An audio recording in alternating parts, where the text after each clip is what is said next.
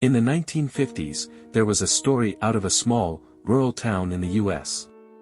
The legend revolves around an old, decaying schoolhouse that had been abandoned for years.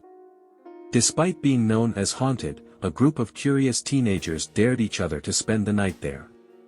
They wanted to prove that the tales of ghosts and strange happenings were just folklore. The schoolhouse had been built in the 1800s and had once been a lively place, but over time, its walls had fallen into ruin, and it became a place of superstition.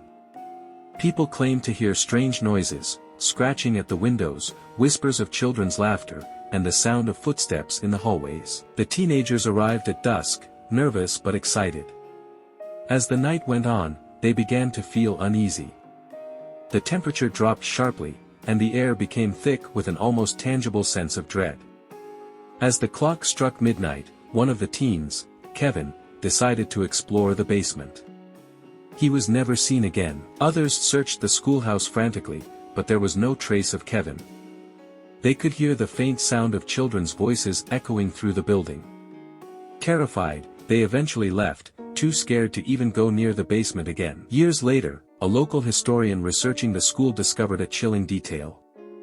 A former teacher, who had taught in the building decades before, had gone missing in the exact same way as Kevin, vanishing without a trace during the night. The teacher's body was never found. The schoolhouse was finally demolished in the 1970s, but the haunting stories never stopped. The mystery of Kevin's disappearance was never solved, and the area where the school once stood is now considered one of the most haunted spots in the region.